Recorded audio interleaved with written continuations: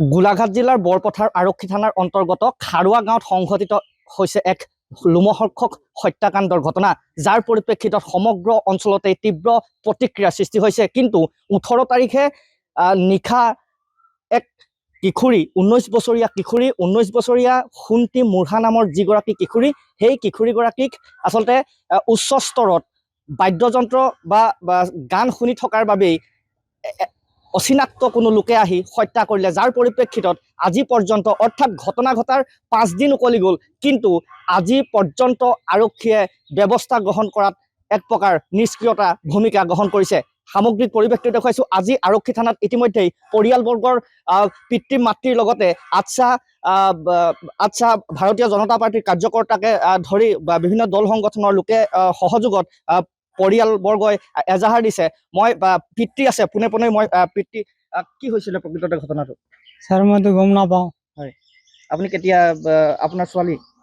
মোৰ ছোৱালী হয়। হয়, আপুনি আপোনাৰ লগতে থাকে নে বেলেগ ক'ৰবাত? নাই, বৰপাই ঘৰত থাকে। হয়,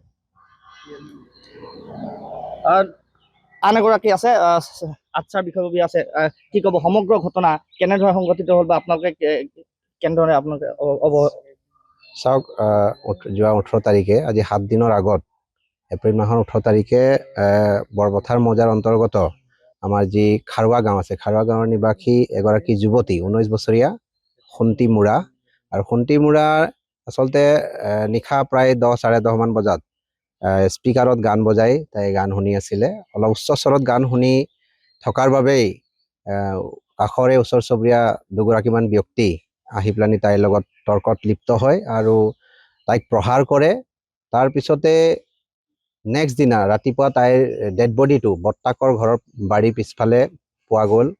তাৰপিছত আৰু বৰপথাৰ আৰক্ষী প্ৰশাসনে, আৰক্ষী থানাৰ পৰা যেনেকা বা সৰুপথাৰ সমজিল্লাৰ আৰক্ষী প্ৰশাসনৰ যেনেকা ভূমিকা হ'ব লাগিছিলে, 7টা দিন আজি উকলি গ'ল, কিন্তু দোষী বা হত্যাকাৰী এতিয়াও মানে মুক্তভাৱে তেওঁলোকে ঘূৰি আছে। তেওঁলোকক কিন্তু কৰায়ত্ব কৰাৰ ক্ষেত্ৰত কিন্তু সৰুপথাৰ সমজিল্লা আৰক্ষীয়ে কিন্তু একেবাৰে বিফল, আৰু যাৰ কাৰণে অসম স্বাধীন ছাত্ৰ সন্থাই আমি সজাতি দল আমি তেওঁলোকৰ ঘৰত গৈ আমি যিমান দূৰ কথাবিলাক গম পালোঁ যে হত্যাকাৰী ওচৰতে আছে, তেওঁলোকৰ ঘৰৰ কাষতেই, ওচৰ চুবুৰীয়াই হয়, আৰু হত্যাকাৰীক কিন্তু আমি অসম স্বাধীন ছাত্ৰ সন্থাৰ তৰফৰ পৰা অতি শীঘ্ৰে কৰায়ত্ব কৰি দৃষ্টান্তমূলক শাস্তি বিহিবৰ বাবে আমি অসম স্বাধীন ছাত্ৰ সন্থাৰ তৰফৰ পৰা সৰুপথাৰ সমজিল্লা আৰক্ষী প্ৰশাসনক আমি দাবী জনাইছোঁ। অন্যথা কিন্তু অসম স্বাধীন ছাত্ৰ সন্থাই আমি 7 দিন চালোঁ আৰু বেছি সময় আমি নাচাওঁ, আমি 24 ঘণ্টা সময় এটা দিছোঁ, নহ'লে আমাৰ গণতান্ত্ৰিক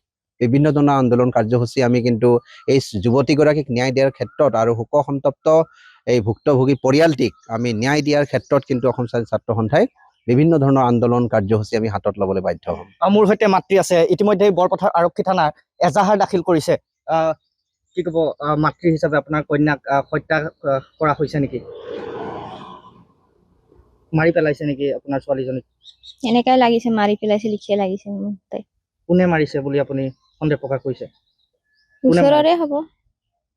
এতিয়া আপোনালোকে বৰপথাৰ থানালৈ আহিছে, এজাহাৰ দিছে নেকি? দিছে। আৰক্ষীয়ে ইতিমধ্যে কাকো আচলতে এৰেষ্ট কৰা নাই বা তালৈ যে গৈছিলে নাই আপোনালোকৰ ঘৰলৈ? নাই যোৱা। গান শুনাৰ কাৰণে মাৰিছে নেকি? গান শুনাৰ কাৰণে মাৰিছে। আহি পিনে মই আহিলো, চিঞৰ বাখৰ কৰিছিলে, তেতিয়া আহি পিনে লগেই নাপালো, আৰু মানুহকেইটা চাই নাপালো। আপুনি ঘটনাটো কেনেধৰণে গম পাইছিল? কেনেধৰণে ঘটনাটো গম পাইছিলে মানে হাল্লা কৰি আছিলে, আকৌ তেতিয়া গম পালো। ওলাই আহিলো, তেতিয়া কাকো চাইয়ে নাপালো। গাঁৱৰ মানুহকেইটাকো লগত নাপালো, ছোৱালীজনীকো নাপালো। আৰু ক'ত দেখিছে ছোৱালীজনীক লাষ্টত? লাষ্টত বাৰীৰ ফালে চাই পাইছো। কেনেকুৱা অৱস্থাত আছিলে?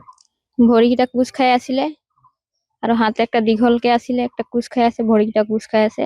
আৰু কৰবাত দুখ পাইছে নেকি? দুখ পোৱা চিন আছে, ডিঙিত আছে, আৰু বুকুত আছে, আৰু পিছফালে পিঠিত আছে। তেজ ওলাইছে নেকি কৰবাত? মুখৰ পৰা ওলাইছিলে তেজ। এতিয়া আৰক্ষী থানাত কি বিচাৰিব আপোনালোকে? কি বিচাৰিছে? দোষীয়ে শাস্তি পোৱাটো বিচাৰে নে? যোনে হত্যা কৰিলে শাস্তি পোৱাটো বিচাৰে নে? শাস্তি পোৱাতে বিচাৰিবলৈ আহিছিলো আমি।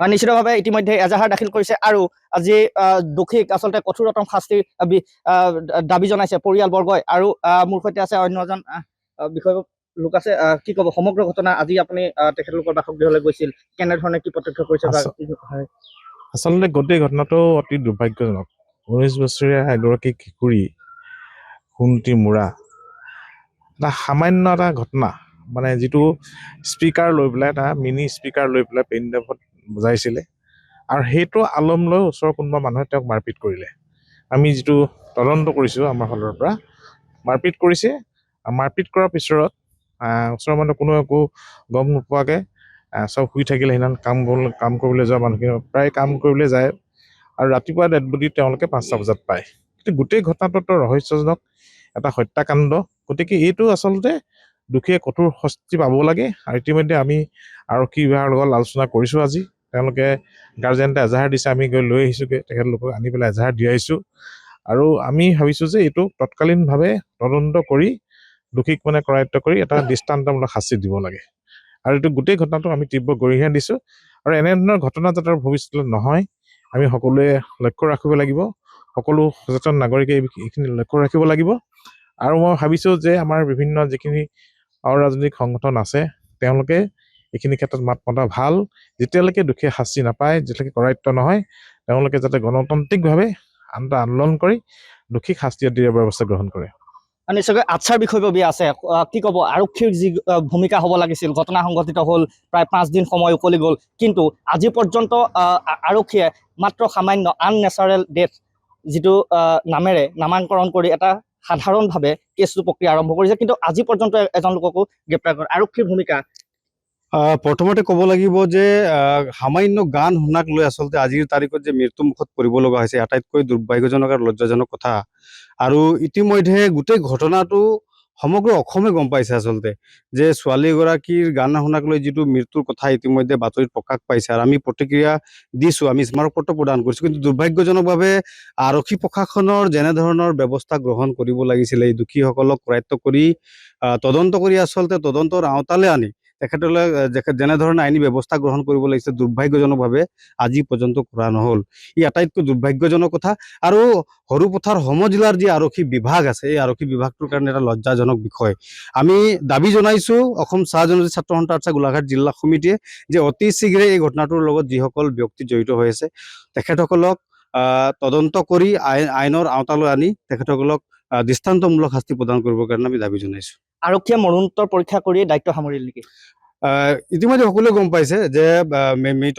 ব্যক্তিগৰাকীক মৰণোত্তৰহে কৰিলে আৰু তেখেতলোকৰ দায়িত্ব সামৰিলে কিন্তু যি ধৰণে আচলতে ঘটনাটো হোৱাৰ পিছৰ পৰা মানে খৰকটীয়াকৈ যি ধৰণে তদন্ত কৰিব লাগিছে সেইটো দেখা নগ'ল কিন্তু তদন্ত কৰা হ'লে সম্ভৱ আজি পৰ্যন্ত তাত কেইবাগৰাকী যিসকল দোষী জড়িত হৈ আছে তেখেতলোক আজি কৰায়ত্ব হ'লে হয় আৰু গোটেই বিষয়বস্তুটো আজি এটা আমাৰ হাতত এটা উত্তৰ থাকিলে হয় যে নাই ঘটনাটো আচলতে কিহৰ কাৰণে হৈছিলে কিন্তু দুৰ্ভাগ্যজনকভাৱে আজি প্ৰায় 7-8টা দিন উকলি গ'ল আমাৰ হাতত কোনো উত্তৰ নাই বা আমাৰ সমাজ ব্যৱস্থাক আমি জনাই দিব পৰা আমাৰ ওচৰত ক্ষমতা নাই যে কিহৰ কাৰণে আচলতে ঘটনাটো ঘটিবলৈ পাইছিলে কিন্তু এটা কথাই আমি গম পাইছোঁ যে সামান্য মোবাইলত গান শুনাৰ কাৰণে ধৰণৰ ঘটনা হৈছে এইটো আটাইতকৈ দুৰ্ভাগ্যজনক কথা নিশ্চয়কৈ খুৰাক আছে পৰিয়ালবৰ্গৰ লোক কি ক'ব ঘটনাটো কেনেধৰণে বা কথা কোৱা অভ্যাস নাই কিন্তু সেই নিশা আচলতে কি হৈছিল আপুনি কি গম পাইছিল মই এতিয়ালৈকে একো গম পোৱা নাই ৰাতি 1টা বজাত কামৰ পৰা আহিলোঁ তাৰপিছত ৰাতিপুৱা শুই উঠিয়ে চাইছোঁ বোৱাৰীজনী মাতি নিলে আৰু দেখুৱালে যে পৰি আছোঁ তেতিয়া গৈ চালোঁ